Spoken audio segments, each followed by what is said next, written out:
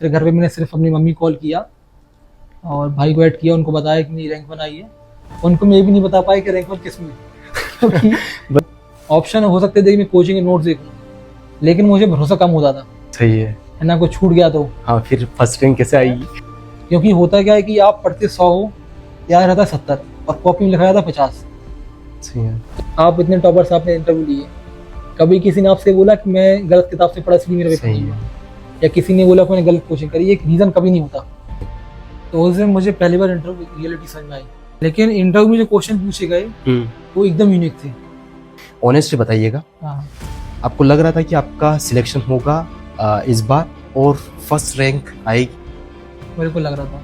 लग रहा था। उसका रीज़न ये था कि कभी अगर आपको लगे आप बहुत परेशान हो तो भाई हमेशा ध्यान रखो कि कितने लोग बाहर परेशान हैं। इंटरव्यू की प्रिपरेशन चल रही थी, मैं 3 कोचिंग्स में गया। पहली कोचिंग मुझसे बोला है कि आप ज़्यादा हंस रहे हो। अच्छा।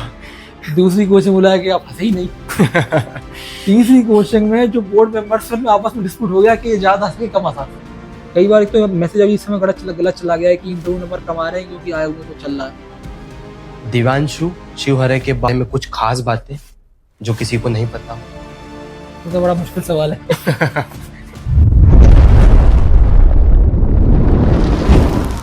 जैसा कि आपको पता है, हम लगातार जो एमपीपीएससी 2024 में सिलेक्टेड है टॉपर्स के साथ में पॉडकास्ट कर रहे हैं बैक टू बैक। आज हमारे साथ में एक स्पेशल गेस्ट होने जा रहे हैं। आप सभी लोगों की डिमांड थी कि फर्स्ट रैंक जिनका सिलेक्शन हुआ है उनके साथ में एक पॉडकास्ट होना चाहिए, ताकि हमें पता चले कि उनकी क्या स्ट्रेटजी थी, कैसे प्रिपरेशन करते थे, सारा कुछ। तो मेरी कोशिश है कि आज जो पॉडकास्ट होने जा रहा है बेहद ही खास होने वाला है आप सभी के लिए।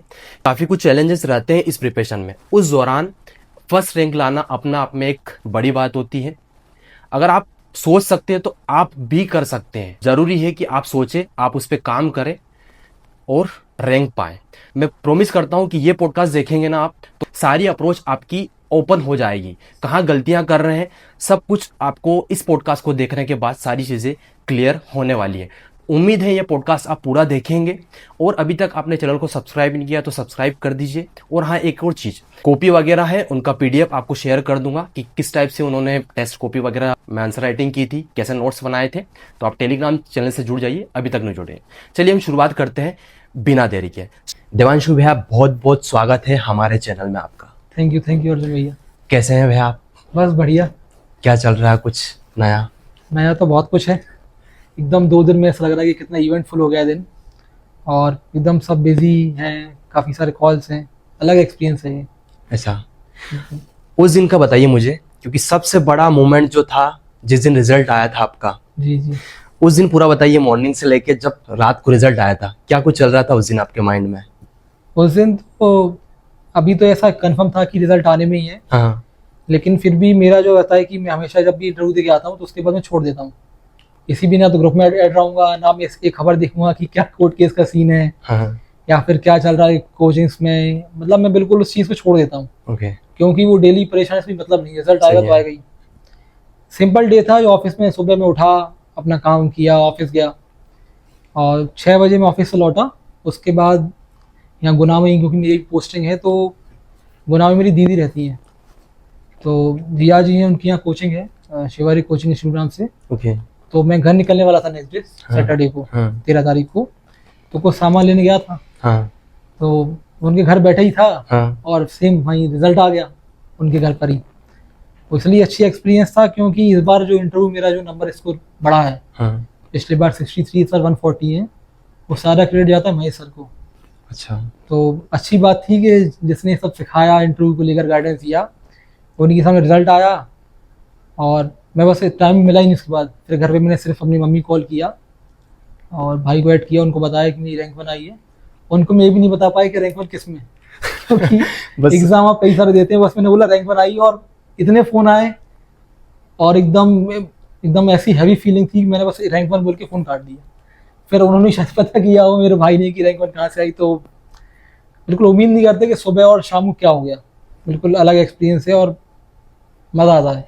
अच्छा, पीडीएफ में आपने सर्च किया था या फर्स्ट में देख ही लिया था नाम? नहीं, एक्चुअली मेरे दोस्त का फ़ोन आया, मेरा भी साथ में जो स्टाफ में है, रोहित गोयल है, सीटीआई, वो भी 22 में सेलेक्ट हुए थे। और एक मेरी दीदी है, मुझे इंदौर में, मतलब सीनियर थी मेरी, कविता दीदी। तो इन दोनों के कॉल साथ में आए, और दोनों के कॉल मैंने साथ में आए, वो पता नहीं दोनों से एक साथ बात हुई, मर्ज मर्ज हो गए थे कॉल, और दोनों ने सेम चीज़ बोली कि आपका रोल नंबर कितना है। मैं समझ तो गया कि सिलेक्शन हो गया है, लेकिन फिर डर लगा कि पता नहीं क्या पोस्ट मिली होगी, डीसी बने होंगे नहीं बने होंगे, कंफर्मेशन हो जाए। फिर उन्हें जैसे ही मैंने बताया कि रैंक 1 है, तो फिर उसके बाद तो मैंने घर कॉल किया, और सब कुछ फिर एकदम अलग एक्सपीरियंस है। इतने साल आप मेहनत करते हो, फिर कुछ मिल जाता है तो आपको लगता है कि हाँ, अपने आप पे भरोसा बढ़ जाएगा आपका, और भरोसा बढ़ता है आसपास के लोगों पर कि कैसे लोग आपके आसपास जुड़ते हैं, कुछ सिखाते हैं, कुछ आप सीखते हो। तो हर चीज़ ऐसा लगता है कि ऐसा डिसाइडेड हो पहले से, क्योंकि मैं ना गुनाह था, ना मैं अभी डीसी बनता। सही है। शुभकामना देना भूल गया मैं नहीं, पॉडकास्ट में। Thank you. तो मतलब बहुत बड़ी उपलब्धि है अपने आप में। आपको नहीं लगता कि आपने बाकी लोगों से डिफरेंट किया? रैंक 1 समझ रहे हो आप, क्योंकि आप ही समझ सकते हो उसका एक इम्पोर्टेंस, और जो व्यक्ति सिलेक्शन नहीं लिया है वो खुद समझ सकता है कि रैंक 1 क्या होता है। नहीं, मैं तो ये कहूँगा कि कोई प्रेशर लेने वाली बात नहीं है। इतने सारे डीसी बने, इतने सारे लोग सिलेक्ट हुए, किसी को तो रैंक बनाना था, तो उसमें कुछ मतलब ऐसे कुछ बहुत डिफरेंट हो तो मैं तो कहूँगा कि कोई ऐसी बड़ी चीज़ नहीं है। हो सकता है कि मेरा दिन अच्छा था, इस बार मेरा टाइम ठीक था, और मतलब सब कुछ लक है ना। तो मैं मानता हूँ कि मेहनत कर रहे थे, लेकिन शायद मेरी किस्मत अच्छी होगी कि मैं रैंक 1 आ गया। मेहनत सभी करते हैं, और जो नहीं भी सिलेक्ट हुए तो कोई परेशान होने वाली बात नहीं है, अगली बार वो आ सकते हैं। सही है। क्योंकि कई सारी चीज़ ना, ऐसा नहीं है कि जो लास्ट रेस थी, हर साल एग्ज़ाम होगा, हर साल कोई रैंक 1 आएगा, 2 आएगा, डीसी बनेगा, डीसी नहीं बनेगा। तो हो सकता है कि आप इस साल नहीं बने हो, लेकिन अगले साल हो सकते हैं। सही है। 6 महीने पहले तक मैं भी CTI था, मुझे लगता था कि कैसे आगे होगा, क्योंकि जॉब लगी तो चेंज हुआ बड़ा। स्टूडेंट थे तो पूरा दिन पढ़ सकते थे, अब थोड़ा लिमिटेशन हुआ, लेकिन अडेप्ट किया, जो चेंजेस हुए, और चीज़ें हो जाती हैं। मतलब उसमें कुछ बहुत प्रेशर लेने वाली बात नहीं है, आप भी हो सकते हैं अगले। अरे बिल्कुल। डिस्कस करते हैं थोड़ा सा आपके बारे में। जी, आपके बारे में थोड़ा सा डिटेल में बताइए मुझे। घर में मेरे पेरेंट्स हैं, मम्मी पापा हैं, और छोटा भाई है। तो पापा की गवर्नमेंट जॉब है। हम लोग उस समय रायसेन में रहते थे, जो बचपन भी था वो पूरा रायसेन में। तो छिलवानी नाम का टाउन था, बड़ी अच्छी जगह थी। मैं आने का वहाँ 2-3 बार गया भी, अब जाना चाहता भी हूँ। तो पूरा बचपन वहीं भी था, हम लोग कैंपस में रहते थे। तो वो अभी भी ऐसा लगता है कि सपने जैसा नहीं, जैसा हम टीवीज़ में देखते हैं ना, कि जैसा बचपन होना चाहिए, एकदम खेलते कूदते, बड़ा अच्छा बचपन भी था। और घर का माहौल शुरू से अच्छा मिला, घर में एक पॉजिटिव एनवायरनमेंट था पढ़ाई को लेकर, और मेन बात थी कि पेरेंट्स ध्यान देते थे। मतलब हमने बचपन में ट्यूशन तो नहीं की, लेकिन मम्मी पापा जितना उनसे हो सकता था वो पढ़ाते थे। तो 5th क्लास तक ऐसे ही चलता रहा, अच्छा। है ना। स्कूल से आते थे, थोड़ा पेरेंट्स ध्यान देते, खेलते, मतलब सब आराम से था। फिर उसी साल मेरा नवोदय हो गया, जिस साल पापा का ट्रांसफ़र हुआ। ओके। 6th क्लास से फिर मैं रायसेन नवोदय में पढ़ा 12th तक। उस साल पापा का ट्रांसफ़र हो गया, पापा फिर श्योपुर आए। श्योपुर में विजयपुर नाम की जगह है, तो वो हमारा मूल निवास है, पापा वहीं के रहने वाले हैं। तो फिर फैमिली यहाँ शिफ्ट हुई, तो बड़ा एक डिस्टेंस था रायसेन से जगह, आने जाने में 15-16 घंटे लगते थे। तो वो एक स्ट्रगल वाला फेज वही था, कि स्पेशली पेरेंट्स के लिए, क्योंकि वो घर पर अकेले थे। मेरे पास तो था कि स्कूल में इतने सारे बच्चे थे, तो आपका मन लगा रहता था। सही है। लेकिन ठीक है, पेरेंट्स मुझसे बड़ा, मैं नहीं समझ पाता हूँ कैसे उन्हें डील किया वो चीज़ को, लेकिन रिजल्ट जो आया वो सेक्रीफाइस वर्थ इट था। उसके बाद इंदौर से इंजीनियरिंग करी, IIT DAV से, civil engineering. Civil engineering? Civil. अरे, और आप भी सिविल इंजीनियर? नहीं पर सिविल वाले, मतलब ऐसा सुनने में बहुत कम आता है कि सिविल वाले जो है, और फिर भी वो फर्स्ट रैंक। नहीं। और उसके बाद फिर कॉलेज के टाइम में क्या हुआ कि इंजीनियरिंग करने का मोटिवेशन तो ये था कि जॉब लगे जो भी हो, लेकिन चीज़ें कई सारी स्कूल में पता नहीं होती। जब इंजीनियरिंग करी तो एकदम इंटरेस्ट खत्म हो गया पहले साल में। ओके। मतलब ऐसा लगा नहीं कि मैं इसको आने वाले 30-35 साल इस काम को कर पाऊंगा। थोड़ा सा मुझे चीज़ें वैसी चाहिए थी जहाँ लोगों से इंटरेक्शन अच्छा हो, है ना, कुछ इन्फ्लुएंस करने के आप में एक आपको ऐसी जगह मिले जहाँ आप लोगों को इन्फ्लुएंस कर सको। उसके बाद फिर क्या था कि इंदौर मेरे मामा थे, दीपक मामा, तो उस समय वो तैयारी कर रहे थे PSC की। मतलब वो काफ़ी कुछ कहते ना कि जो एग्ज़ाम को लेकर समझ होती है उनकी डेवलप थी। उनके दोस्त थे आशुतोष भैया, उस साल जो DSC बने थे 2018 में, मयंक तिवारी जी, तो मयंक भैया लोग, ये सब लोग रहते थे। तो इनने मुझे पूरी आंसर राइटिंग शुरू से अच्छा। पहले तो उनका ये गाइडेंस रहा कि पहले तो मैं पढ़ूँ सिर्फ सब्जेक्ट्स एज ए इंटरेस्ट, जैसे नोवेल पढ़ते हैं ना, तो मैं नोवेल पढ़ा करता था कॉलेज जाने के बाद। तो उन्होंने बोला कि नॉवेल छोड़ो और जो सब्जेक्ट पढ़ना है वो उठा लो अगर पढ़ना है तो मैंने स्टार्टिंग में पॉलिटी और इकोनॉमिक्स पढ़ी, क्योंकि सबसे टफ वही लगता था। फिर मुझे लगा अगर टफ इतना अच्छे से बन पा रहा है, समझ में आ रहा है, आसान चीज़ें तो हो जाएंगी। उसके बाद फिर मन बनाया, कॉलेज के जो बाकी तीसरे चौथे साल थे वो मैंने अच्छे से पढ़ा, और उसमें मैं मेंस भी फोकस किया, जितने नोट्स में बना सकता था उसने नोट्स मैंने बनाए। और उसके बाद फिर पहला जो प्री हुआ 2021 का, वो मेरे जो फाइनल ईयर के एग्ज़ाम थे वो मई में ख़त्म हुए, और जून में मेरे ख्याल से उस समय प्री था 21 का। तो मैंने अपने एग्ज़ाम दिए, फिर जस्ट 21 का प्री दिया, तो बड़ा डिफिकल्ट था मैनेज करना, लेकिन उस मज़ा आने लगा 2 चीज़ में। अच्छा। कि आपको एक कठिन टास्क मिलता है कि अरे आपको कॉलेज के एग्ज़ाम भी देने हैं, वो भी फाइनल वाले, फिर आपको प्री भी देना है। तो ऐसा ही लगता था कि मैं उस समय परेशान रहता हूँ कि अरे कैसे मैनेज होगा, कि किसी से शिकायत करूँ। मेरा कॉल है कि मुझे करना है, तो फिर मैं किसी से शिकायत क्यों करूँ। मैंने बहुत अच्छे से इंटरेस्ट उसको फेस किया, और 21 का प्री निकला, लेकिन वो 13% से था। तो इस तरह चीज़ें चालू हुई और प्रिपरेशन में धीरे धीरे आ गए। आपका मीडियम इंग्लिश है? जी, शुरुआत से इंग्लिश मीडियम रहा? शुरुआत से। मतलब बचपन की स्कूलिंग से लगा? हाँ, सब स्कूलिंग सब इंग्लिश था। इंटरेस्ट था आपका पहले से, या फिर घर वालों ने इंग्लिश मीडियम में रखा था? नहीं, मेन बात क्या होती है कि स्कूल की जो स्थिति थी, हर जगह स्कूल वही अच्छे थे जो इंग्लिश मीडियम पढ़ा रहे थे। तो वो स्कूल काफ़ी अच्छा था, बल्कि मैं तो कहूँगा कि वो 5th तक जो मैंने इंग्लिश पढ़ी वो अभी तक काम देती है। वो बड़ा स्कूल बहुत अच्छा था। मेन नहीं था इंग्लिश मीडियम, वो स्कूल की क्वालिटी जो थी उसकी वजह से मतलब इंग्लिश अच्छी हो गई। तो बाद में फिर वो काम भी की MPSC के लिए। अब आते हैं हम MPPSC की जो जर्नी है, प्रीलिम्स हो गया, मेंस हो गया, इंटरव्यू हो गया। आपने जो शुरुआत की थी मेंस से किया था या प्रीलिम्स से किया था? मैंने स्टार्टिंग मेंस से करी थी। मेंस से सबसे पहले मैंने मेंस के नोट्स बनाने पर ध्यान दिया। ले जाता हूँ आपको बैक 4 साल पहले। हाँ, सबसे पहले तो मैंने बताया आपको, मैंने पॉलिटी और इकोनॉमिक्स एक बार मतलब बेसिक ऐसे नोवेल की तरह पढ़ रखा था कि सब्जेक्ट्स में है क्या। उसके बाद सबसे पहले क्योंकि मैंने लक्ष्मीकांत पढ़ रखा था उस समय पे, तो मैंने लक्ष्मीकांत ली और सिलेबस देखा। तो ऑप्शन हो सकते थे कि मैं कोचिंग के नोट्स देखूं, लेकिन मुझे भरोसा कम होता था। अच्छा। मतलब किसी दूसरे के बने हुए नोट्स पर मुझे लगता था इसने कुछ स्किप कर दिया तो सही है ना, कुछ छूट गया तो। हाँ, फिर फर्स्ट रैंक कैसे आएगी? हाँ बिल्कुल, मुझे बड़ा इस बात का डर रहता था कि किसी और के बनाए हुए नोट्स पर कैसे भरोसा किया था। वो टच इशू था मुझे, पता नहीं क्यों कोचिंग्स पर।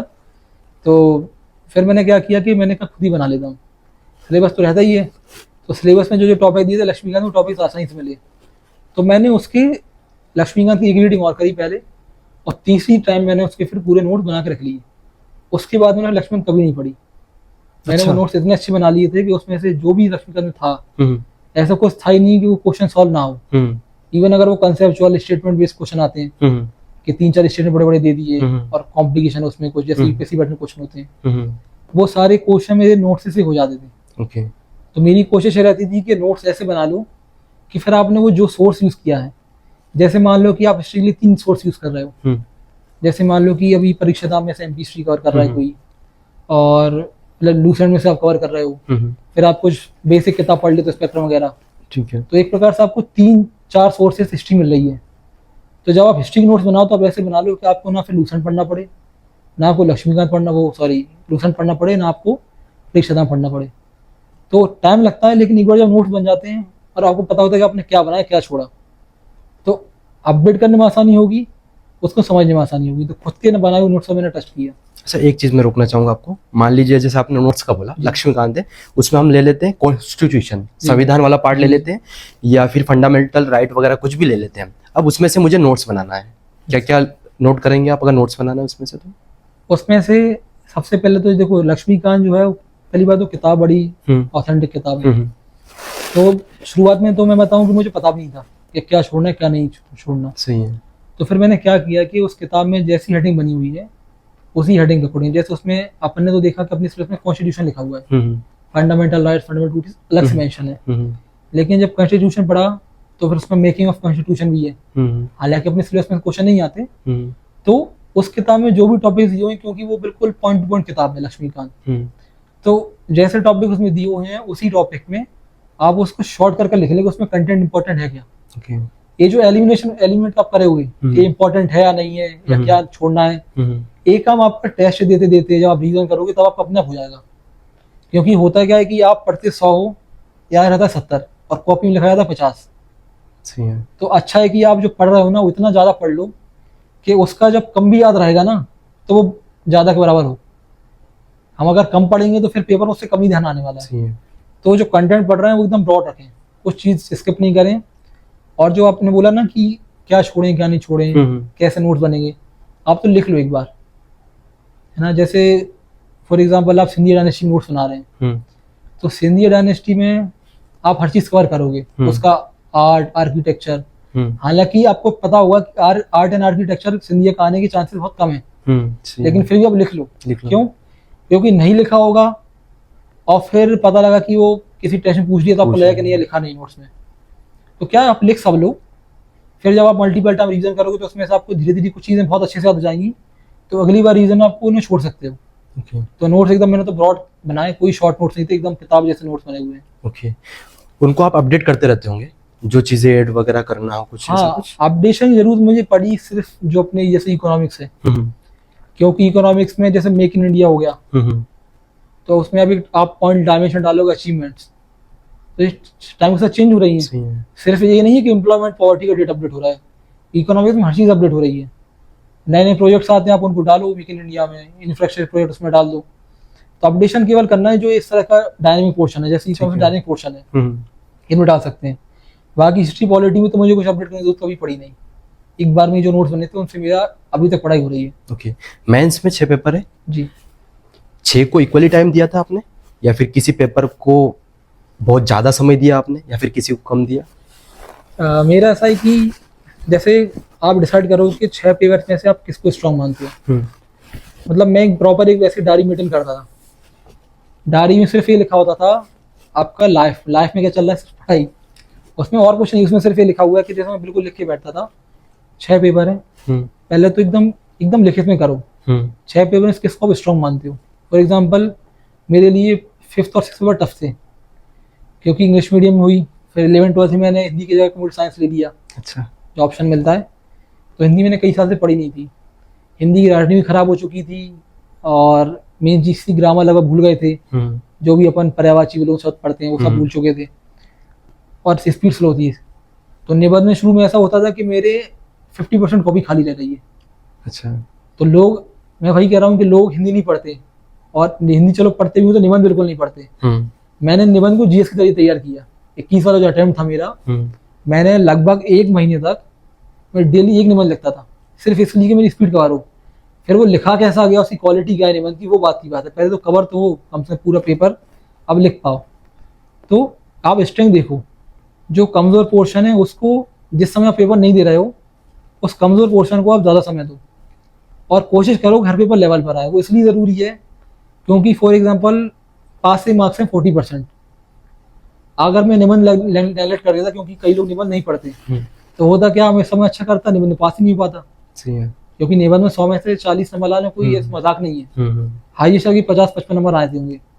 तो इसलिए डिपेंड करता है कि आपकी स्ट्रेंथ का वीकनेस क्या है, और कोशिश करो कि हर एग्जाम में आपकी हर पेपर में कमांडो और समय नंबर आपके बराबर आए। नोट्स के लिए परेशान हो रहा हूँ, इस वीडियो को देखने के बाद आपको परेशान होने की आवश्यकता नहीं है। चाहे आपको एमपीपीएससी यूपीएससी का मेंस का चाहिए, प्री का चाहिए या टेस्ट चाहिए, रीजनेबल प्राइस में आपको मिलने वाला है, वो भी घर बैठे। नीचे नंबर दिया गया है, इस पे आप वो सब पैसेज करिए, जो भी रिक्वायरमेंट है वो बताइए, घर बैठे आपको रीजनेबल प्राइस में सारी चीज अवेलेबल हो जाएगी। चलिए वीडियो को हम कंटिन्यू करते हैं। तैयारी में कोचिंग वगैरह का कोई रोल है आपकी तैयारी में? हाँ, मेरा रोल तो कोई ऐसा सीधे तौर पर इसलिए नहीं है कि मैंने क्लासेस अटेंड नहीं करी गई, क्योंकि कॉलेज था, आपने मैंने बताया कॉलेज के टाइम में तैयारी चल रही कोविड के टाइम में। तो एक बार जब वो 2-3 साल में सिलेबस पढ़ गया, क्योंकि कॉलेज जाना होता था, तो एक बार जब सिलेबस पढ़ गया तो फिर कोचिंग क्या करता। हाँ, लेकिन ऐसा नहीं है कि मैं किसी से ये कहूँ कि आप कोचिंग में जाओ, इसलिए कि होता क्या है ना कि मेरी चीज़ अलग थी। डिपेंड करता है कि एजुकेशन बैकग्राउंड कैसा है। नवोदय में पढ़ा था तो नवोदय क्वालिटी है, आप जानते ही हो। तो वो एजुकेशन बैकग्राउंड स्कूल का था, उसने काम किया यहाँ पर, है ना। हमारे स्कूल के सोशल साइंस टीचर थे 2, शर्मा मैडम और मिश्रा सर। मतलब मैं जब वो ज्योग्राफी पढ़ता था ना, तो मिश्रा सर की बातें ध्यान आती थी। अच्छा, और हमें पॉलिटी, क्योंकि वो इतना अच्छा पढ़ाते थे। आप हिस्ट्री में पढ़ो 1857 क्रांति, आपको ध्यान आएगा शर्मा मैडम ने क्लास में क्या पढ़ाया था। इतने स्ट्रॉन्ग, कितना टीचर का जो इन्फ्लुएंस होता है, वो नवोदय कारण था। इसलिए मुझे ना बहुत इन सब्जेक्ट्स में डील करने में प्रॉब्लम नहीं आई। लेकिन हाँ, अगर रिसोर्सेज और टाइम अलाउ करते हैं तो आप कोचिंग कर सकते हो, उसमें कोई बुराई नहीं है। बस बात है कि कोचिंग ध्यान रखें कि आपका मेंटर आप बहुत ध्यान करके चूज़ करें, सही है। क्योंकि गलत मेंटर चूज़ करना बड़ी परेशानी हो जाती है, वो एग्ज़ाम से पास तो क्या दूर और ले जाते हैं। तो आपकी इच्छा हो करो, लेकिन मैंने नहीं की है। कि आप कहीं पर भी फोटो देखते हैं तो कोचिंग नहीं की है, नहीं? हाँ, वो क्लासेस उनके मैंने हिसाब ली हैं। से लगा सकते हैं, हाँ, लगा सकते हैं। मैंने क्लासेस कहीं नहीं ली है, ऑफिशियली रूप से नहीं ली है। ऑफिशियली मैंने क्लासेस कहीं नहीं ली है, मैंने टेस्ट भी लगाई हैं। हाँ, नो डाउट मैं टेस्ट दिखाने के लिए कोचिंग वालों से मिला हूँ, मैंने ऑनलाइन सोर्सेस यूज़ किए हैं, मैं बिल्कुल उसमें सही जो है। है सो है। हाँ, सही है। और तो मतलब सिंपल चीज़ हैं, मैंने ऑनलाइन कई सारे वेबसाइट्स हैं, उनमें मैंने रिसोर्सेज यूज़ किए, क्योंकि नोट्स मेकिंग में सिर्फ, क्योंकि सही मैं है। एकदम कहते ना कि 9 से किया था स्टार्टिंग में, मुझे कुछ नहीं पता, ओके। तो मैं फिर कोचिंग की वेबसाइट्स यूज़ ले रहा हूँ। यूपीएससी की तो इस समय कई सारी वेबसाइट हैं, तो उनकी यूज़ मैंने लिया। यूट्यूब वीडियोस भी देखे कई सारे टीचर्स के, ओके। जिसमें लक्ष्मीकांत पढ़ता था, तो उस समय मुझे ध्यान नहीं है, कोई प्लेलिस्ट थी उस समय, तो मैंने क्या किया कि उनके पूरे हर चैप्टर का समरी डाला हुआ था। ओके। तो मैं जब भी लक्ष्मीकांत कोई चैप्टर पढ़ता था, उससे पहले वो शॉर्ट समरी नहीं देख लेता था, तो पता लग जाता था कि इसमें ओवरऑल इसकी कहानी इस चैप्टर में है क्या। ओके। तो मैंने खूब हेल्प ली ऑनलाइन सोर्सेज की, लेकिन क्लास में जाके बैठा नहीं हूँ। अच्छा। बस इतना अंतर है। वो जो विभाग थे ना कि कोचिंग के पीछे, कि बिना कोचिंग के हाँ गाइडेंस ले सकते हो आप, है ना? गाइडेंस में कोई बुराई नहीं है, क्योंकि कई बार क्या होता है कि जैसे मैंने पॉलिटी पढ़ी, मुझे लगा 6 महीना, अगर कोई मैं किसी टीचर से पढ़ा होता जो पॉलिटी का अच्छा एक्सपर्ट था, तो हो सकता है वो 3 महीने कंप्लीट करा देता, क्योंकि वो अच्छे टीचर को पता है कि सिलेबस को कवर कैसे करना है, क्या इंपॉर्टेंट है, क्या छोड़ना है। तो अच्छा मेंटर चीज़ आसान कर सकता है, ये मैं मानता हूँ। अब एक चीज और, ये जो भी देख रहे हैं, इनका बहुत सारों का ये रहता है कि भाई बेस्ट कोचिंग बता दो। मेरे से पूछते हैं कि यार बेस्ट कोचिंग कौन सी है, इंदौर में कौन सी है, भोपाल में कौन सी है, कैसे पता करें कि ये बेस्ट कोचिंग है? बेस्ट कोचिंग ऐसा कुछ नहीं होता, क्योंकि अगर बेस्ट कोचिंग ऐसा होता तो फिर तो पता होता ना आपको, सही है। सारे स्टूडेंट्स एक जगह सेलेक्ट हो रहे होते। तो बेस्ट कोचिंग, मैं तो ये बताऊं, आप इतने टॉपर्स आपने इंटरव्यू लिए, कभी किसी ने आपसे बोला कि मैं गलत किताब से पढ़ा इसलिए मेरा पेपर सही नहीं है। हुआ, या किसी ने बोला कि मैंने गलत कोचिंग करी, एक रीज़न कभी नहीं होता। गलत रिसोर्स, गलत किताब, सिर्फ मेहनत है। आप कोचिंग बहुत अच्छी भी कोचिंग होगी, नो डाउट। अब जैसे IITs हैं, बेस्ट कॉलेजेस हैं, क्या IIT से पढ़ने के बाद बच्चा मेहनत नहीं करता क्या? तो करना है। इंस्टीट्यूशन प्ले रोल करती है, पर इतना नहीं कि आप ये कह दो कि मेरा सिलेक्शन हुआ नहीं हुआ। सही है। तो अपनी मेहनत पर भरोसा करें। कोचिंग बहुत अच्छी होगी, हो सकता है बेस्ट हो, लेकिन आपने नहीं पढ़ा तो फिर कैसे होगा? आपको तो पढ़ना पड़ेगा, सही है। कोचिंग कैसी भी हो। और किसी भी कोचिंग में आपको लेना है एडमिशन, तो आप डेमो लो सबसे पहले, नहीं? नहीं, ले डेमो लो, भी लोगे, नहीं? लेकिन आप ये सोचो ना कि 3 दिन में क्या पता कर लोगे। हाँ, ये भी है। सही है। अब सिंपल सी चीज़ है कि हम किसी से मिलते हैं, महीना भर हो जाता है, मेरा व्यक्ति अच्छा लगता है, फिर लगता है कि नहीं बात में बेकार है। सही बात है। तो ये डेमो ले सकते हो, सेटिस्फेक्शन है, लेकिन मेरा कहने का मतलब है कि एक्सपेक्टेशन थोड़ी प्रैक्टिकल रखें। हर कोचिंग में 4 टीचर पढ़ा रहे होते हैं, सही सब्जेक्ट है। सारे अलग अलग रखे हुए हैं, तो ऐसा कहीं नहीं मिलेगा कि आपको चारों टीचर अच्छे हों। आपको किसी एक चीज़ से कम्प्रोमाइज करना पड़ेगा। हो सकता है किसी कोचिंग में हिस्ट्री अच्छी, बहुत अच्छे टीचर हों, लेकिन ज्योग्राफी पढ़ाने वाले टीचर आपको समझ सही नहीं है। आ रहे हों, तो आपको थोड़ा अपने लेवल पे काम तो करना पड़ेगा, सही है। है ना। और फिर पुराने जो लोग सेलेक्ट हुए हैं उनसे बात करें, है ना, तो वो सब चीज़ हेल्प करती हैं। तो वैरायटी रखें, हमेशा बेहतर के लिए प्रयास करते रहें, काम हो जाता है। अच्छा, अगर सोर्स के बारे में अगर बताएं आप, जी, तो ज़्यादा बेहतर रहेगा, क्योंकि सबको डिमांड रहती है, और खासकर आपका तो जानना चाहेंगे फर्स्ट रैंक। तो मैंने तो सबसे पहले ये काम किया कि खुद के नोट्स बनाए। पहले लोगों ने मुझसे कहा था कि ऐसा कोई जरूरी नहीं है, लेकिन मैंने जब टेस्ट दी शुरुआत में, तो मेरे पॉलिटी नोट्स मैंने बताया कोविड टाइम चालू कर दिए थे, तो पॉलिटी और पेपर 3 के नोट्स मेरे बन चुके थे उस समय तक। उस समय मैंने लेकिन पेपर 1 छोड़ रखा था। तो फिर मैंने क्या किया कि जब मैंने पेपर दी तो मुझे समझ में आया कि ज्योग्राफी नोट्स भी होने चाहिए, किसी भी चीज़ को आप छोड़ नहीं सकते। तो सबसे बढ़िया है कि आप बैठें और गूगल पर सर्च करते रहें। उस समय तो मैं ChatGPT यूज़ नहीं करता था जब तो मैंने नोट्स बनाए, लेकिन अब ChatGPT भी है तो सब मिल जाएगा। आप ऑनलाइन ढूंढेंगे ना, आप पॉपुलेशन डालो, PDF डालो, आपको बने बनाए नोट्स मिल जाएंगे। तो मेरा से कोई एक प्रॉपर सोर्स तो नहीं हो सकता, क्योंकि कोई एक व्यक्ति सारे सब्जेक्ट का एक्सपर्ट हो नहीं सकता। सही है। तो मैं एक सब्जेक्ट वो बता दूं कि ये टीचर है, या ये बुक है, या पब्लिकेशन है। मैंने खूब सोर्स यूज़ किए। मैंने हिस्ट्री के लिए पढ़ी, स्पेक्ट्रम मॉडर्न हिस्ट्री के लिए। कोविड में मुझे एक किताब मिल गई थी, हमारे आसपास एक अंकल रहते थे, तो उन्होंने मुझे मेटाबॉलिस्टी की बुक दी। वो जस्ट ऐसे इंटरेस्ट उन्होंने दी थी कि मैं ऐसे पढ़ लूँ कि मिस्ट्री जा जाऊँगा थोड़ा। ओके। तो मैंने वो किताब पढ़ी तो मुझे लगा इसमें से कंटेंट अच्छा है, तो मैंने उस किताब में से अपने मेटाबॉलिक नोट्स बना लिए। वो नोट्स मेरे अभी तक बने हुए हैं हिस्ट्री के। तो एक सोर्स तो नहीं हो सकता, आप अपडेट करते रहें और खुद के बनाए नोट्स का मैं मानूंगा कि प्रेफर करें, क्योंकि अपने बनाए नोट्स पर आपको ये पता होगा कि कहाँ पे क्या छूटा है, क्या आपने लिखा है, क्या नहीं लिखा, और ट्रस्ट बना रहेगा अपने सोर्स पर। और कुछ बताइए मेंस में बाकी स्टैंडर्ड, मतलब बोला जाए तो अगर इथिक्स वगैरह में हो गया, सोशियोलॉजी में हो गया, और सोशियोलॉजी अभी ऐड हुआ ना, हाँ सोशल। निबंध वगैरह में, और हिंदी के में।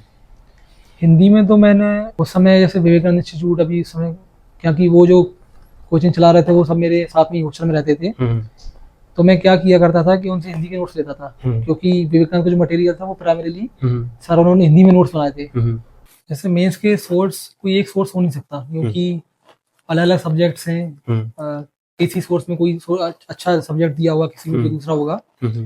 तो मेरी शुरुआत ऐसे हुई थी कंटेंट की कि जैसे मैंने बताया पॉलिटी लक्ष्मीकांत से मैंने बनाई, ठीक है। मॉडर्न हिस्ट्री, और उसमें मैंने जो स्टैंडर्ड बुक्स थी स्पेक्ट्रम और मेडावेल की जो मैंने पढ़ी उसका यूज़ किया।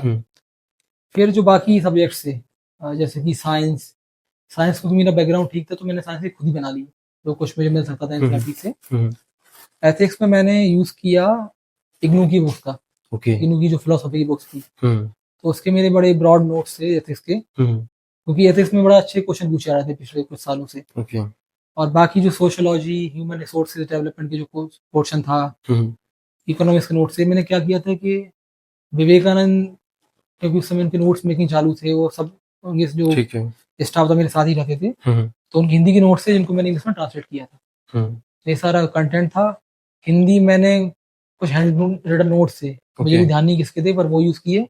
और निबंध में कुछ नोट्स की जरूरत मेरे हिसाब से तो नहीं है। ओके। मतलब कहने का मतलब ये है कि कोई एक पब्लिकेशन हो नहीं सकता है, नहीं। एक कोचिंग हो नहीं सकता कि उसका पूरा आप सिलेबस कवर कर दे, या फिर हाँ। आपको देखना है कि आपके लिए कौन सा बेस्ट हाँ। है। ठीक है, अब हम इंटरव्यू की बात करते हैं। और एक और चीज मैं आपके बारे में बताना भूल गया कि आप, मैं बताना चाहूंगा कि ऑलरेडी पहले से सिलेक्टेड है भैया। ठीक है, तो थोड़ा सा डिटेल में अभी और बता देंगे। बाकी जितने भी आपने अभी तक इंटरव्यू दिए हैं उसके बारे में बताइए, कैसे क्या इंटरव्यू रहा, और ये लास्ट वाले के बारे में भी खास करके, क्योंकि फर्स्ट रैंक है इसमें। जी। तो इंटरव्यू मैंने पहला इंटरव्यू दिया था 2021 में। ओके। वो प्रोविजनल से था। वो इंटरव्यू हुआ था कोची सर के बोर्ड में। ओके। तो उस दिन मुझे पहली बार इंटरव्यू रियलिटी समझ में आई कि मेरा जो डेप्थ था मैंने कई लोगों उस समय दिखाया, कई सारे मेरे मॉक्स हुए, लेकिन इंटरव्यू में जो क्वेश्चन पूछे गए वो एकदम यूनिक थे। तो उस दिन मुझे पहली बार इंटरव्यू रियलिटी समझ में आई कि मेरा जो डेप्थ था मैंने कई लोगों उस समय दिखाया, कई सारे मेरे मॉक्स हुए, लेकिन इंटरव्यू में जो क्वेश्चन पूछे गए वो एकदम यूनिक थे। मतलब मैंने इतने मॉक में कभी भी क्वेश्चन कहीं सुने नहीं। अच्छा। तो मैं बड़ा सरप्राइज था कि जब इंटरव्यू देखकर बाहर निकला कि कैसे कोई आदमी है ना, उसने सिर्फ वो डेप्थ देखा और उन्होंने इतने उस डेप्थ से क्वेश्चन फ्रेम हुए थे, लेकिन वो मतलब मेरे सोचने की क्षमता से तो ज्यादा थे। तो थोड़ा प्रिपेयर नहीं था, हालांकि रिजल्ट अभी किसका आया नहीं है, देखेंगे क्या होता है। 22 का मेरा शर्मा सर का बोर्ड था। ओके। तो वो इंटरव्यू बड़ा नॉर्मल सा था, प्लेन सा, और मुझे लगता था कि एक तो मेरी हॉबी उसको डेफ को बोरिंग कर देती थी, गाने सुनना और खाना बनाना। अच्छा। इस वजह से दोनों इंटरव्यू में कभी हॉबी से क्वेश्चन हुए नहीं, और उस कारण इंटरव्यू चलता था knowledge based. Knowledge based interview कभी भी नंबर नहीं दिलाएगा, जो मुझे पता पड़ा ये 24 वाले इंटरव्यू से। तेईस में मेरा प्री क्वालिफाई हुआ नहीं, तो वो मैं पहुंचा नहीं वहां तक। 24 के इंटरव्यू में तो फियर था, क्योंकि 22 के नंबर देख चुके थे, 63 नंबर सिर्फ। 22 में 63 नंबर। 63 नंबर। गजब। और बड़ा बुरा लगा था कि, लेकिन फिर मैंने बहुत उस पर मतलब चिंतन सा किया कि क्या कमी हो सकती है, सोचता रहा। फिर पहले तो हॉबी पे काम किया। तो उन दिनों क्या था कि मैंने पिछले साल चेन्नई में कैंप किया था ना, वो अद्वैत वेदांत का कोई कैंप था, मध्य प्रदेश सरकार कराती है। तो उसमें मैंने थोड़ा सा अद्वैत वेदांत की कुछ हॉबीज हैं, भज गोविंदम मैंने पढ़ा था, तो उसको मैंने हॉबी बनाया। लकीली मैं गुना आया। गुना में जैसे मैंने बताया कि जो शिवारी कोचिंग इंस्टीट्यूट है, तो वो सर मुझे मिले। उन्होंने पूरे कहते हैं ना कि जब से मैं गुना आया हूँ तो पिछले 2 महीने उसके बाद इंटरव्यू से पहले मैं लगातार उनके साथ बैठा हूँ, हर हफ्ते 3 से 4 बार, 1-2 घंटे। वो पूरा मेरे डेस्क में काम करते थे। मुझे ये समझ में आया कि मेरा डेस्क ही तैयार नहीं था।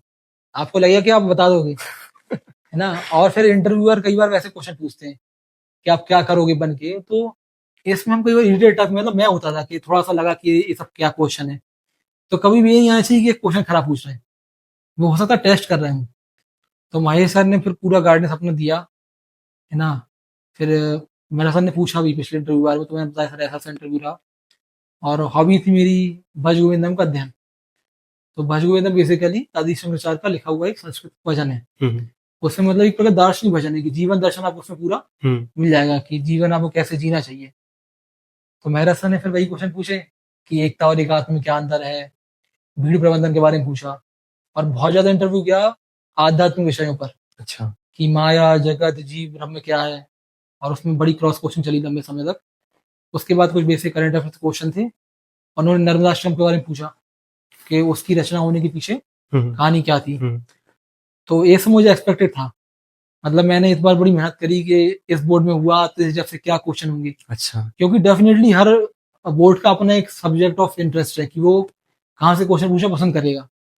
तो मुझे पूरी उम्मीद थी कि इस बार अगर हॉबी पे क्वेश्चन मतलब ये रही तो नर्मदा एक्शन क्वेश्चन जरूर होगा। मैं एकदम प्रिपेयर था। ओके वो क्वेश्चन एकदम मेरा सर ने शुरुआत में पूछा, मैंने पूरी स्टोरी सुनाई। तो मतलब इस वजह से वो इम्प्रूवमेंट हुआ। अच्छा इस इंटरव्यू में कितने नंबर मिले आपको? इस बार 140, 140? डबल से ज्यादा मतलब नंबर डबल थे। से ज्यादा मिल गए, मतलब आपने मेहनत की, उस पर काम किया। हाँ मतलब तो मैंने पहली उसका बार इस बार इंटरव्यू में ऐसी पढ़ाई करी जैसे मैं प्री और मेंस में करता था। अच्छा, आप सीटीओ पे सिलेक्टेड है ना? सीटीआई। सीटीआई पे, ठीक है। तो उसके साथ में कैसे क्या मैनेज किया बाकी अभी वाला चॉइस वाला आपने? जी, शुरुआत में तो थोड़ी प्रॉब्लम आई क्योंकि एकदम स्टूडेंट थे तो फ्री थे। क्योंकि मैक्सिमम लोगों को बहुत सारे को क्वेश्चन आता है जी। कि यार जॉब के साथ में कैसे तैयारी करें। उसमें ना सिर्फ तैयारी बस की बात नहीं है, फिर वो ना डिपेंड करेगा कि आपने अपने आप पर कितना काम किया है। पहली बात तो क्या है कि ये जो जॉब है इसमें बड़ा रिलैक्सिंग क्योंकि अभी शुरुआती समय था। हम्म लेकिन फिर भी आपका अपने आप पे लाइफ पे बड़ा कंट्रोल होना चाहिए। कई बार लोग क्या होता है कि ऑफिस से स्ट्रेस घर ले गए, हम्म तो थोड़ा सा हैबिट डालें कि ऑफिस ऑफिस में छोड़कर जाएं और घर को घर में छोड़कर जाएं। सही है। तो मैं क्या करता था, मेरी हैबिट अभी अच्छी डेवलप हो गई थी। स्टूडेंट थोड़ा करता था लेकिन स्टूडेंट लाइफ में चीज़ थोड़ी सी लिमिटेड थी। वो थी कि थोड़ा सा आप ऐसे थोड़ा सा उसमें पूजा ऐड करें अपनी। ओके जैसे मैं शाम को ऑफिस से आता हूँ तो पहले अपनी ऐसे हाथ मुंह धोकर पहले संध्या करूंगा। ऐसा बहुत टाइम लगेगा लेकिन आप 10-15 मिनट मान लो, केवल 10-15 मिनट में आप एकदम ऐसा लगेगा आपको कि आप अभी 5 मिनट और काम कर सकते हो। क्योंकि ऑफिस आने के बाद जो लोग जा रहे हैं ऑफिस में, उनको पता होगा, ऐसा लगेगा कि आपको आधे समय कि मैं जाऊं और बेड पर लेट जाऊं। और सच में ये लगता है, मतलब डेली आपको लगभग ये लगेगा कितनी आप न्यूट्रिशन अच्छा कर लो, कुछ कर लो, लेकिन आप बैठे हो दिन भर, आपका दिमाग एकदम लगातार ऑफिस में काम कर रहा है। काम भी कुछ ऐसा नहीं है कि रिलैक्स वाला काम हो। सही है। हर काम ऐसी जॉब में मुश्किल भरा है। हम्म तो रूटीन थोड़ा अच्छा करें, मन को कंट्रोल करने की कोशिश करें, कुछ मेडिटेशन योगा एक्सरसाइज जो आप कर सकें। पूरा गेम इसमें उस चीज़ का है कि आप मेंटली कितना अपने आप को हैंडल कर पा रहे हैं। ओके। बस। डेली आपका पढ़ने का कोई शेड्यूल रहता था, प्लान रहता था हाँ कि प्रॉपर। जैसे मान लीजिए कल का डे है तो आज प्लानिंग रहती थी आपकी कि कल ये करना है, ये पढ़ना है, ऐसा पढ़ना है? प्लानिंग मेरी बहुत लंबी रहती थी। मैं क्या करता था, जैसे मुझे पता पड़ गया कि 19 अगस्त को मेरा इंटरव्यू है सेम प्री और सेम मेंस के साथ। हम्म तो मैं डिसाइड कर लेता था उस पूरे 5 महीने 6 महीने या फिर 1 महीने का हम्म कि 1 महीने तक मैं यहाँ तक कवर करूंगा, 2 महीने तक यहाँ तक कवर करूंगा। तो ये हो गया ब्रॉड सिलेबस। हम्म फिर उसके बाद एक छोटा सिलेबस होता था, वो होता था वीकली। फिर एक वीकली टाइम टेबल आता था कि इस वीक में, जैसे मुझे पता है कि इस वीक में घर जाने वाला हूँ या इस वीक में ऑफिस में कुछ एक्स्ट्रा काम है या कुछ इवेंट है, तो उसको एडजस्ट करते हुए पूरा वीक का प्लान करता था क्योंकि वो पहले पता होता है कि छुट्टी कब है, किस दिन क्या है। और फिर एक लास्ट बनता था एकदम माइक्रो लेवल पे, वो बनता था कि डेली का प्लान क्या है। तो मैं रात में सोने से पहले लिख लेता था कि कल मुझे इवन टॉपिक्स का नाम, कि अगर मान लो मैं इंटरव्यू पढ़ना हो या फिर मान लो कि मैं हिस्ट्री पढ़ रहा हूँ, तो हिस्ट्री में मैं कल पूरा मुगल एम्पायर निपटाने वाला हूँ 1 घंटे में। तो मैं प्रॉपर लिखता था। तो पूरा तो लिखित में रहे, और दूसरी बात, इतना स्ट्रिक्ट टाइम टेबल बना लो कि वो फॉलो होने में मतलब आप कभी फॉलो नहीं हो पाए। क्योंकि आपने सोचा कि आप आज 50 पेज पढ़ लोगे, बहुत छोटा टारगेट था, 50 पेज पढ़े, आपको लगा कि आज से काम खत्म, आप रिलैक्स हो गए। आप डिसाइड करो 500 पेज, आपकी कैपेसिटी 300 की मैक्सिमम, लेकिन आपको हमेशा दिमाग में क्या चलेगा कि छूट रहा है छूट रहा है, तो प्रेशर बना रहेगा अपनी खुद की पढ़ाई का। तो ये सारी मैंने प्रैक्टिस की हैं अभी। रिग्रेट हुआ कभी, कभी किसी दिन पढ़ा नहीं? पर वो रिग्रेट सिर्फ इस बात का होता था। लेकिन पूरे दिन मतलब यही होता था कि जिस दिन पढ़ाई थोड़ी कम हो पाई, कहीं चले गए या फिर कभी ऐसा होता था कि घर चले गए, तो मतलब जब ना किसी चीज को ऐसे चाहो कि ये करना है और आपको अच्छे से पता है कि पढ़ाई में टाइम देना बिल्कुल एकदम मस्ट है अगर आपको अच्छी रैंक चाहिए, तो तो रिग्रेट तो बहुत होता था वहाँ। और पिछले सालों में रिग्रेट सिर्फ हमेशा इस चीज़ का हुआ जिसमें पढ़ाई नहीं हो पाई बस। सही है। वो एक थॉट याद आ रहा कि किसी चीज को शिद्दत से चाहो तो पूरी कायनात उसको मिलाने में लग तो जाती है अभी तो समझना। बिल्कुल ऐसा फील हुआ, क्योंकि अब ऐसा लगता है कि गुनाह अगर नहीं आया होता तो मतलब इंटरव्यू इतना सुधार हो नहीं पाता, क्योंकि मेंस में पिछले नंबर अच्छे थे, इस बार थोड़े से और इम्प्रूव हुए डेफिनेटली। लेकिन इंटरव्यू बड़ा इंपॉर्टेंट रोल प्ले करता है। तो एक तो मेरी एक मैसेज है कि इंटरव्यू कई बार लोग सीरियस नहीं लेते, है ना, लेकिन ये समझना पड़ेगा कि बिना इंटरव्यू के आप डीसी तो नहीं बन सकते। फिर डीसी डीएसपी के ऊपर की जो पोस्ट है, आप देखो पिछले साल के रिजल्ट, रियली कुछ ऐसे लोग हैं जो डबल डिजिट में नंबर लाए हैं और डीसी बने हैं। ये तो 100 से ऊपर नंबर तो सबके आते ही हैं, 140 145 बिल्कुल। तो चाहिए ही चाहिए। आपके मेंस में कितने नंबर है? इस बार है 813। 813। ओके, काफी अच्छा स्कोर है या फिर हाईएस्ट इस बार। हाईएस्ट है आपका? हाईएस्ट, हाँ। अरे मैंने सही प्रॉपर देखा नहीं है, मैंने इसलिए पूछा मैंने। नहीं, मैं खुद अभी लिस्ट नहीं देख पाया। अच्छा बस रैंक देख लिया। रैंक देख लिया और नंबर ही नंबर मतलब मैं गैस ही कर रहा हूँ, मैंने वो प्रॉपर अभी देख नहीं पाया हूँ कितने टाइप बिजी हैं। ऑनेस्टली बताइएगा, हाँ, आपको लग रहा था कि आपका सिलेक्शन होगा इस बार और फर्स्ट रैंक आएगी? मेरे को लग रहा था। लग रहा था। उसका रीजन ये था कि पिछली बार मेरा मेंस थोड़ा अच्छा गया नहीं था, खासकर मेरा पेपर जो खराब हुआ साइंस का पेपर। तो मुझे ऐसा लगा पिछली बार 22 में मेरी सीओडी खराब थी, फिर ये वाला पेपर था, उस दिन मैं पूरी रात सोया नहीं। अच्छा। तो जाने से पहले लगा कि मैं सोया नहीं हूँ कैसे होगा, चलो प्री क्वालिफाई हो गया। मेंस में तैयारी बहुत अच्छी थी, तो मेंस में कॉपी का दिक्कत हो गई। इतना परेशान हुए पूरा मेंस में, हर पूरे स्टार्टिंग में जो जीएस 4 तक जो एथेक्स का पेपर है, सब में एक एक क्वेश्चन छूटा, मतलब बड़ा बेकार परफॉर्मेंस रहा, जैसे मैं चाहा वैसा नहीं हुआ। बाकी इंटरव्यू ने कुछ सही सही कसर पूरी कर दी।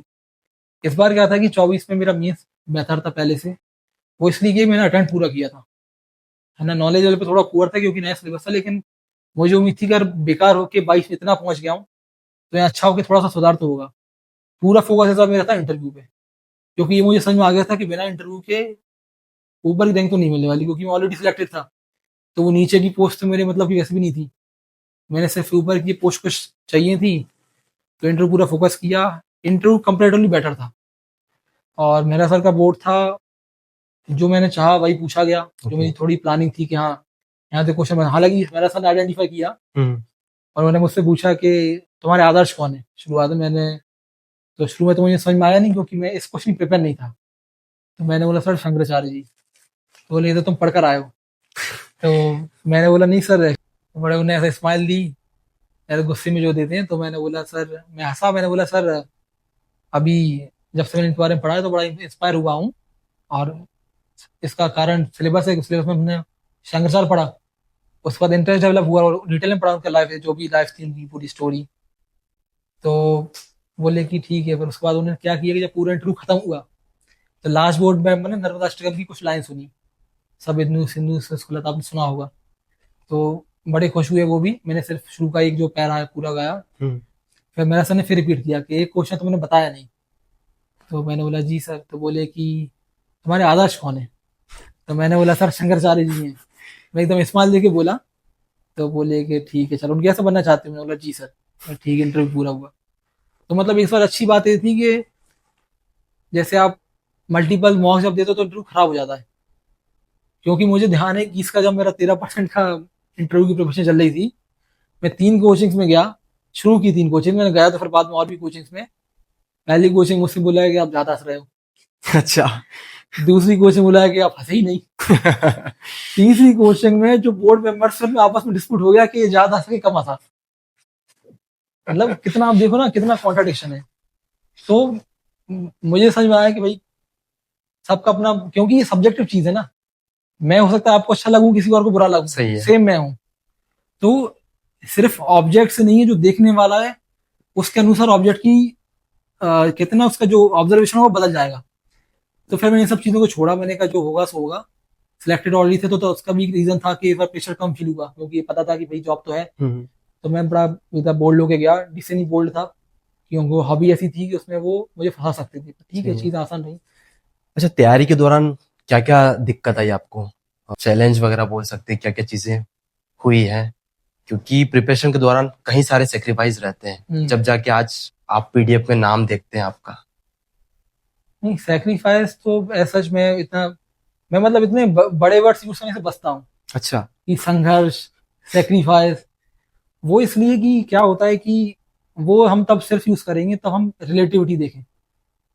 भाई मेरी अपनी कहानी, मेरी अपनी कंडीशन है घर की, मेरी अपनी आइडेंटिटी है, तो जो है सो है। मतलब जिस इसमें मैं क्या बदल सकता हूँ? अगर मान लो कि मुझे कोई हेल्थ इशू है, इसमें कुछ बदल सकता हूँ? कुछ नहीं। हम्म। तो इतने बड़े वर्ड में कभी यूज करते नहीं हूँ। हाँ, मैं बोलूंगा कि मुझे ये परेशानी है कि भाई मुझे आज ये पढ़ नहीं पाया है, मुझे समझ नहीं आया, वो चीज़ है। लेकिन मैं इतने बड़े वर्ड्स कभी ना सोचता हूँ। कभी अगर आपको लगे आप बहुत परेशान हो तो भाई हमेशा ध्यान रखो कि कितने लोग बाहर परेशान हैं। मतलब वो जो कहते हैं ना, जो सिलेबस पढ़ रहे हैं उसे सिर्फ पढ़ो मत ही। सही। एम्पैथी पढ़ी आपने, समानुभूति, फिर आप समझो कि समानुभूति फील करो उस चीज को, फिर आपका ना कितना पॉइंट ऑफ व्यू बिल्कुल सच में चेंज हो जाएगा। आप अष्टांग योग पढ़ रहे हो, अष्टांग योग में मेडिटेशन आ रहा है एकदम, ध्यान जो पढ़ते हैं, धारण ध्यान समाधि, हम्म। एकदम 6वें नंबर पे आ रहा है हम्म। ध्यान। हम लोग क्या कर रहे हैं कि बिना अष्टांग योग के पहले 5 स्टेप पे काम किए सीधे ध्यान करने बैठ गए। तो सिलेबस वो क्या है ना कि हमें लगता है कि वो अननेसेसरी है, लेकिन बड़े काम की चीज है। जब आप सही में ढंग से किताब पढ़ोगे तो समझ में आएगा कि कमी कहाँ है। तो इतना सीरियस में लेता नहीं हूँ, चिल रहो, कूल दिमाग से काम करो और बढ़िया टेंशन फ्री के काम करो। ओके। एमपीपीएससी की जो फर्स्ट रैंक मिली है आपको, क्या कुछ बदल दिया इसने? मुझे लगता है कुछ नहीं बदला, मैं सेम हूँ, मैं जैसा 2 दिन पहले था मैं सेम अभी हूँ। बाकी सबको तो लगता है ना, आपको नहीं लगता होगा, बट लेकिन फर्स्ट रैंक मैटर करता है। नहीं, मैं मुझे लगा कि सिर्फ लोगों का देखने का नजरिया बदल जाता है। जैसे अभी मैं घर गया तो थोड़ा सा कहते हैं कि सम्मान बढ़ जाता है। नहीं, समाज जैसी, मेरा तो है कि प्यार रहना चाहिए। ओके। घर वाले पहले ही प्यार करते थे भाई। मेरे जो पापा की तरफ की फैमिली है, नाना हम्म। की तरफ फैमिली है, हम्म। सबको मैं बहुत पसंद हूँ। ओके। अभी भी सेम था, तो मैं इससे ज्यादा खुश हूँ कि वो लोग खुश हैं। लेकिन सोसाइटी में तो चेंज होता है ना। सोसाइटी पहले आपको अलग नजरिए से देखती थी, लेकिन आज अलग नजरिए से देखती होगी। नहीं, वो तो होगा, लेकिन मेन बात क्या है कि लोग अपना पॉइंट ऑफ व्यू चेंज कर सकते हैं, लेकिन प्रॉब्लम तब आएगी तब उनके पॉइंट ऑफ व्यू अकॉर्डिंग मैं चेंज हो जाऊँ। तो मेरी कोशिश तो फिलहाल यही है कि मैं अपने आप को चेंज ना करूँ जैसा मैं था। मैं बिल्कुल लक्ष्य में, जैसे आप बोल रहे हो ना कि मैं सिलेक्शन से पहले तक मेरी भगवान से प्रार्थना रहती थी कि सिलेक्शन हो, मतलब डीसी बनूं। हम्म। अब मैं बस यही मांग रहा हूँ कि जो मैं हूँ मैं बना रहा हूँ। ओके। मैं बिल्कुल यही मांग रहा हूँ। तो बड़ा इंपॉर्टेंट है कि अब क्या मांग रहे हो, बस मतलब आपको इससे पता पड़ता है कि आप, वो डेली मांगना क्यों जरूरी है ना, क्योंकि आपको डेली ध्यान रहेगा कि आपका लाइफ का गोल है क्या। जब मैं डेली पूजा कर रहा हूँ सुबह शाम, तो मैं बोल रहा हूँ डीसी डीसी, मैं कुछ और नहीं बोलूंगा। मैं कभी ये छोटी छोटी चीज की, मेरी ये तबीयत खराब है या फिर मैं बीमार हूँ, कभी नहीं। जो बड़ी चीज है ना समय उस पर ध्यान लगाओ, बाकी तो ये सब चलता रहता है, डेली की चीज है। कभी घर जाते होंगे या फिर ऑफिस में जो भी है दोस्त यार से मिलना होता होगा, कोई छोटे या बड़े से, पहले देवांशु बोलते होंगे, लेकिन आज देवांशु सर या ऑफिसर, कैसा क्या लगता है? अब सच बताऊं तो मैं तो बिल्कुल अभी कहते हैं ना कि न्यूट्रल हूँ। बिल्कुल मेरी इसमें स्थिति ऐसी है, क्योंकि ना तो मैं, मुझे अच्छा लगता है ना बुरा लगता है। बट आप समझो ना कि सामने वाले का पॉइंट ऑफ व्यू है, उसको जो अच्छा लगे उसे करने दो, क्योंकि वो खुश है तो मैं खुश हूँ। मतलब अभी तो फिलहाल जो घर में प्रोग्राम्स हुए पिछले 2 दिनों में, उससे मेरा पॉइंट ऑफ व्यू तो ऐसा ही था।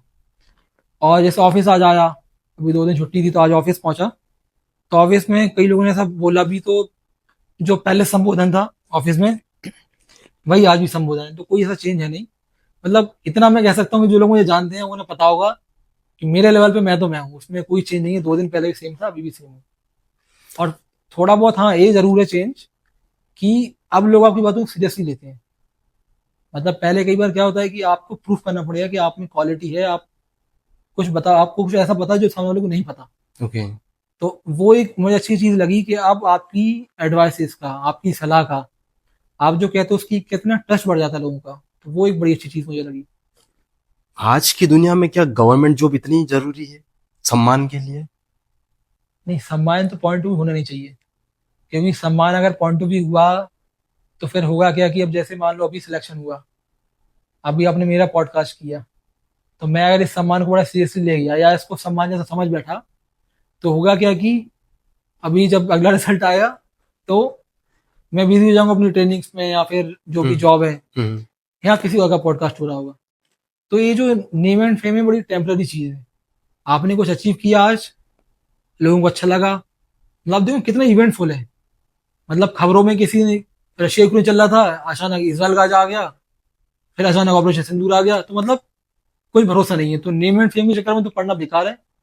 आप सिंपल ये देखो कि आपको जॉब चाहिए, क्योंकि आप ऐसा समझो कि जॉब आप मान के चलता, आदमी ये मानता है कि उसकी जॉब लग जाएगी 25 की उम्र में, मतलब लगभग ही मानते हैं 25-30 में आपकी जॉब लग जाती है। प्राइवेट हो या सरकारी, आप जॉब करते हो 60 65 70 अराउंड इतने साल। तो देखा जाए तो लाइफ का सबसे बड़ा हिस्सा चला जाता है आपका जॉब करने में। तो जॉब ऐसी हो जो सेटिस्फेक्शन दे, जो पर्पस आपका, आपके जो नेचर है, आपकी पर्सनालिटी को पूरा करे।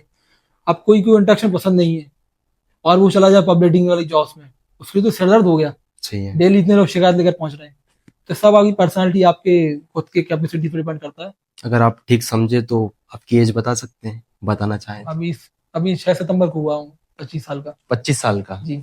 देख सकते हो 25 साल में रैंक 1 डेप्यूटी कलेक्टर। तो अब सेटल हैं आप, बोला जा सकता है। हाँ, अब जॉब करेगा तो सेटल है।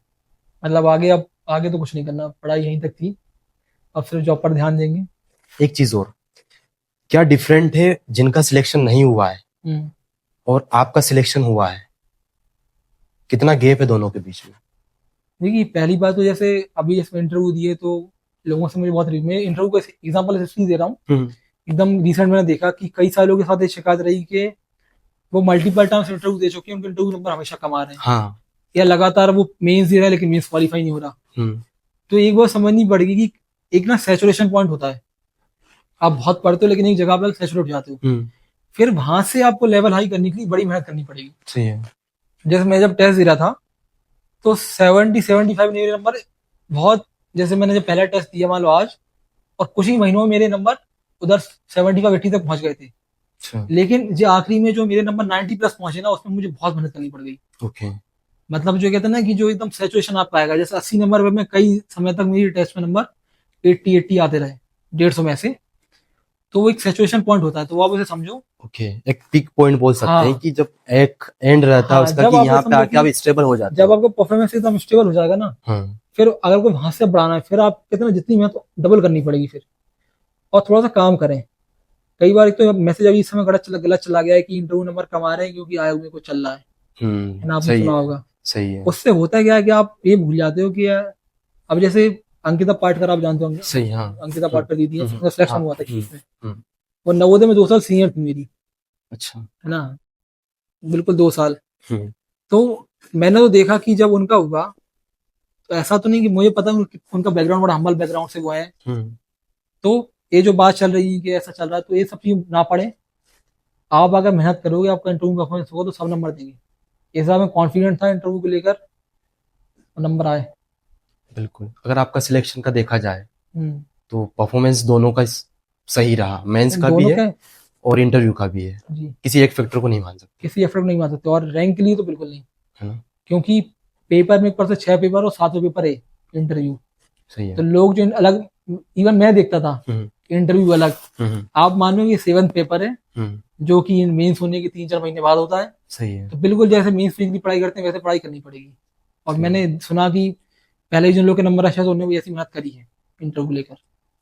अब कुछ रैपिड फायर क्वेश्चन हो जाए, जी। फिर एंड करते हैं। काफी कुछ समय ले लिया आपका, क्योंकि सुबह से आपका समय लेते आ रहे जी, हैं, जी। है ना। पहला क्वेश्चन है कि आपको पढ़ना कब पसंद है, नाइट में या फिर दिन में? शुरुआत में मैं रात में पढ़ता था, लेकिन अभी दिन में। दिन में। दिन में। सोशल मीडिया का उपयोग किस तरह से किया आपने?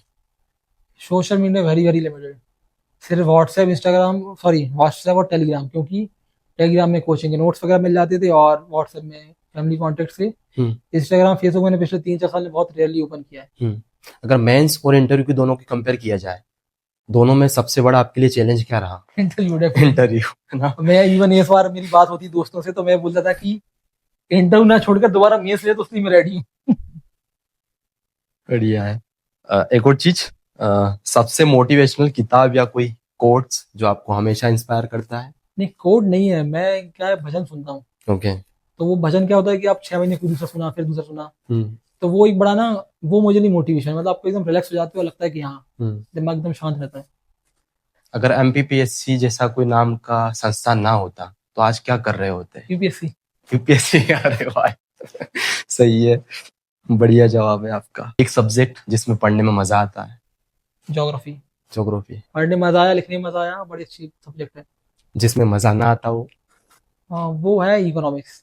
मुझे कभी अच्छा। पसंद नहीं है, लेकिन जॉब वही कर रहा हूँ। सिलेक्शन में रीडिंग का या रिवीजन का किसका ज्यादा रोल रहा? Revision must, okay. Multiple revision. कितने बार हो गया? पता ही नहीं है, पता ही नहीं है मतलब। सिलेबस याद हो जाए वहां तक जाना है, अच्छा। जब तक सिलेबस याद ना हो जाए। फेल्योर से सबसे बड़ी सीख? सीख है कि कमी हमारे अंदर ही है, बस। कमी कहीं और बाहर नहीं है। अगला बड़ा सपना क्या रहेगा डिप्टी कलेक्टर के बाद का? बड़ा सपना तो कुछ नहीं है, अब तो बस काम करना है। ऐसा। मतलब ऐसा कुछ और गोल हो, हम्म। क्योंकि अब चीजें अपने आप होती जाएंगी। और गोल नहीं है, बस चलते रहो फ्लो के साथ, और हमेशा बेहतर बनने की कोशिश करो। अभी आप 3 महीने से जॉब कर रहे हैं। जी। एस्पिरेंट लाइफ अच्छी थी या फिर जो अभी चल रही है ये वाली बेस्ट है? आ, अगर सच बताऊं तो ये वही लाइफ बेटर है। हालांकि कई बार ऐसा लगता है कि वो लाइफ अच्छी थी, लेकिन ऐसा नहीं है। जब पुरानी आप बातें सोचो तो स्टूडेंट की लाइफ बड़ी डिफिकल्ट लाइफ है। और मतलब सच में जो लोग, मैं अभी दोस्तों से जो बात करता हूँ पुराने, तो बड़ा स्ट्रगल वाला फेज है सच में। मतलब आप देखोगे तो जो लोग तैयारी कभी नहीं करी है, हम्म। या फिर जैसे कई लोग परेशान रहते हैं कि घर के लोग नहीं समझ पा रहे हैं, हम्म। बड़ी मुश्किल लाइफ है। मैं तो कहूँगा जो लोग कभी इस चीज़ को नहीं जानते हैं, फैमिली है, किसी के रिलेटिव्स हैं, वही बड़ी मुश्किल लाइफ है, जीना मुश्किल है स्टूडेंट्स के लिए। आजकल का जो माहौल चल रहा है प्रेम वगैरह का, हम्म। डिस्ट्रैक्शन करता था आपको? मैं तो जीरो डिस्ट्रैक्शन था। ये चीज़ से मैं कभी परेशान नहीं रहा। और बिल्कुल ऐसा कहते हैं ना कि कभी आपको कभी छोटा सा थॉट आए, क्रिस्टल क्लियर था कि अब ये सब नहीं करना है। अगर एमपीपीएससी के बाद एक और ड्रीम पूरा करने का मौका मिलता है आपको, क्या करना चाहेंगे? यूपीएससी के बाद, एमपीपीएससी के नहीं, बाद, एमपीपीएससी। एमपीपीएससी ड्रीम तो ऐसा कुछ है नहीं है, लेकिन अपने आप पे काम करना है थोड़ा। थोड़ा कुछ चीज़ें स्किल सीखनी है ना। स्विमिंग सीखना मेरा बड़े दिनों से मन है, पहले तो स्विमिंग सीखूंगा। दिव्यांशु शिवहरे के बारे में कुछ खास बातें जो किसी को नहीं पता हो, जो आज बताना चाह रहे हैं, आज खुल के? आज बताना चाह रहे हैं ये तो बड़ा मुश्किल सवाल है। क्योंकि ऐसा कुछ है नहीं। ऐसे जो मेरे दोस्त भी हैं, तो ऐसा कुछ नया है नहीं। फिर भी ये कहूँगा कि मैं कोशिश करता हूँ चीज़ों को अलग तरीके से देखा जाए। कई बार क्या होता है कि बहुत बेसिक प्रॉब्लम के बहुत छोटे छोटे सॉल्यूशन होते हैं, लेकिन प्रॉब्लम बढ़ती जाती हैं। तो मेरा तो एक पहला तो नियम है कि एकदम टेंशन फ्री रहो, हमेशा सॉल्यूशन जैसी अप्रोच रखो। पर्सनल प्रॉब्लम हो, पढ़ाई की प्रॉब्लम हो, एकदम सॉल्यूशन बेस्ड कर क्या सकते हो, बस हमेशा क्वेश्चन नहीं कि क्या हुआ। जैसे हमेशा मेरी बात होती थी इंटरव्यू लेकर, पुराने तो लोग बोलते थे आपको इतने नंबर मिल जाते तो आप डीसी होते। मैं कभी नहीं सोचा, मेरा सीधी अप्रोच थी कि होते, और है नहीं, वो अंदर है। तो सोची मत, जो कर सकते उस पर ध्यान लगाओ। और दूसरी बात है कि ये जो बड़ा पुरानी मेमोरी से हम भरे रहते हैं ना, कहते उसे चित्त बोलते हैं, मतलब अध्ययन की भाषा में। तो थोड़ा सा क्या है कि दिमाग साफ करते रहो। कई बार क्या होता है कि हम बहुत सारी बातें एकदम पुरानी चीज़ों को, कि आप सिलेक्शन इसलिए दे रहे हो क्योंकि किसी को दिखाना है, थोड़ा सा फ्री रहो। आपको सिलेक्शन चाहिए सिर्फ अपने लिए। सही है। मेरी अप्रोच वो होती है किसी को दिखाना, किसी को अच्छा लगाना नहीं। मुझे मेरे लिए जरूरी लगता है, इसलिए मैं कर रहा हूँ, बस बात खत्म। कोई 2-3 चीजें ऐसी जो आपने प्रिपरेशन के दौरान अपनाई जिसने आपका जो करियर है पूरा बदल दिया? एक चीज तो मैंने कोशिश ये करी कि रीडिंग करते रहो, जैसा आपने पूछा था रीडिंग रिवीजन। हम्म। तो रिवीजन मतलब वही कि डेली कुछ तो पढ़ो। हम्म। तो कंसिस्टेंसी बड़ी इंपॉर्टेंट चीज है, ठीक है। कि डेली तो आपको पढ़ना ही पढ़ना है। और दूसरी चीज है कि थोड़ा सा क्या हेल्थ का ध्यान रखें। सही है। क्योंकि मैं इसलिए बात कह रहा हूँ कि मैं हालांकि बीमार कम पड़ता हूँ, लेकिन फिर भी क्या हुआ था, 24 का मेंस हुआ था लास्ट ईयर। 24 का मेंस मेरे ख्याल से 30 अक्टूबर को खत्म हुआ था। उसके बाद 11 नवंबर को मेरा इंटरव्यू था, और मेंस दे के आने के 2-3 बाद मुझे टाइफाइड हो गया। अच्छा। तो 22 का इंटरव्यू को इसलिए भी खराब हुआ। तो हेल्थ का ध्यान रखें, तैयारी बड़ी इंपॉर्टेंट चीज़ है। और तीसरी चीज़ है कि लाइफ स्टाइल जैसे हम रख रहे हैं, मतलब हेल्थ एक अलग पोर्शन है, लाइफ स्टाइल और आपके थॉट लेवल पे आपकी क्या वो चीज़ है। थोड़ा सा मंदिर वगैरह जाए करें, मन शांत रखने की कोशिश करें, बुरे थॉट्स ना ही, बड़ा इंपॉर्टेंट है। एकदम कहते हैं दिमाग जितना प्योर हो उतना अच्छा है। क्या फर्स्ट रैंक भी हम जैसे इंटरव्यू लेते हैं, पॉडकास्ट करते हैं, कभी देखते थे? नहीं, या आपको फिर तो मैंने देखा है। कोई हेल्प होती है? नहीं, हाँ, हेल्प डेफिनेटली होती है। क्योंकि क्या होता है कि टॉपर्स को कुछ पता हो या ना पता हो, लेकिन उन्हें पता होगा कि वो जिस रास्ते से वो क्या है। कौन सा वीडियो ध्यान आ रहा है आपका जो आप बोल रहे, मेरा देखा आपने? अब इस पे मुझे टॉपर का नाम तो ध्यान नहीं है, लेकिन हाँ। मैं देखता आ रहा हूँ वो इसलिए क्योंकि आप जैसे मेन तो आपकी हेल्प मिली जो आप इंटरव्यू होने के बाद आप जो रिव्यू लेते थे लोगों का हाइप के बाहर, तो उससे हमको ये पता लग जाता था कि आप किस तरह क्वेश्चन पूछे जा रहे हैं। सही है। तो इंटरव्यू में इस बार मैंने उसकी बहुत हेल्प की। मैंने पूरे इंटरव्यू, मैंने मेंस के कभी पीवीआईक्यू में ध्यान नहीं दिया कभी, अच्छा। लेकिन मैंने इस बार इंटरव्यू के पीवीआईक्यू पूरा ध्यान दिया। तो जैसे अभी 23 के इंटरव्यू हुए थे 24 से पहले, तो उसमें मैंने लगभग आपके सारे वीडियो देखे होंगे अच्छा। कि मतलब क्या क्या पूछा जा रहा है। उस अनुमान लग जाता ना कि मतलब इस समय आयोग के मूड में है क्या। बहुत बहुत धन्यवाद, आभार की मतलब खुद को अच्छा लग रहा है कि नहीं नहीं, आप बहुत भी हेल्प देखते की थे बार मतलब इंटरव्यू बाद आप interview। मिले भी थे, हम्म। लेकिन मैंने उस समय आपसे कहा था, मैंने कहा आपको मैं इंटरव्यू दूंगा लेकिन बाद में, है ना। तो बात उस दिन वो निकली और वो बात सच हो गई यार। वो सच हो गया आज ना, अगर वहां दे देते तो हाँ। आज यहाँ का नहीं, पता मैं नहीं कि एक देना- बार ले लिया इंटरव्यू, अब क्या ही ले। नहीं, मैं देना है इसलिए ना। नहीं चाह रहा था क्योंकि इंटरव्यू में ना जब तक नंबर देखेंगे तब तक कुछ कह नहीं सकते। सही है। अब लग रहा है कि इंटरव्यू अच्छा था, लेकिन पहले डाउट था कहीं ना कहीं। तो बात सच हुई उस दिन जो कही गई। बिल्कुल। अब एंड करते हैं, और जी। कैसा क्या आप फील कर पा रहे हैं अपना अनुभव। लगभग 1 घंटा हो गया होगा शायद, आई थिंक। मुझे उम्मीद नहीं थी कि इतना लंबा चलेगा और इतने अच्छी तरीके से बातचीत होगी। तो फीलिंग बहुत अच्छी है। अ, और मेरा एक, मैं तो फीलिंग तो वैसे इंपॉर्टेंट नहीं है क्योंकि वो सिर्फ मैं फील कर सकता हूँ सही है। भाई जी। दूसरे को फीलिंग नहीं बताई जा सकती क्योंकि अभी तो कोई शब्द ही नहीं है उस चीज़ के लिए। लेकिन मेरा मैसेज है जो मेरे पुराने साथी हैं या फिर और भी जो लोग तैयारी कर रहे हैं, तो मेरी की एडवाइस है कि कई बार क्या होता है कि हम लोग घर से जब आते हैं किसी पर्पस के लिए आते हैं, और शहर में आकर हम वो पर्पस भूल जाते हैं। हमारा ध्यान बढ़ता है इधर उधर चीज़ों में, तो वो बड़ी बेकार चीज़ है ना। मैंने काफ़ी कुछ फेस किया इन सारे समय में, तो बताने से फायदा है नहीं क्योंकि हर व्यक्ति की प्रॉब्लम्स अलग अलग हैं। तो सॉल्यूशन भी इस अप्रोच रखें, पॉजिटिव रहें, सब कुछ सब कर सकते हैं। 2 दिन पहले तक मुझे भी लग रहा था कि ये, हालांकि उम्मीद थी लेकिन सही है। प्रैक्टिकली उसे देखना एक अलग चीज़ है। सही है। तो उम्मीद है से आप भी उम्मीद रखें, कम से कम सपने बड़े देखें, मेहनत करें, सब हो जाता है। अपने आप पे भरोसा बड़ी चीज़ है। बिल्कुल। बहुत बहुत धन्यवाद भैया। उम्मीद है कि आप जल्द आईएएस बने, अगर आपका सपना हो तो।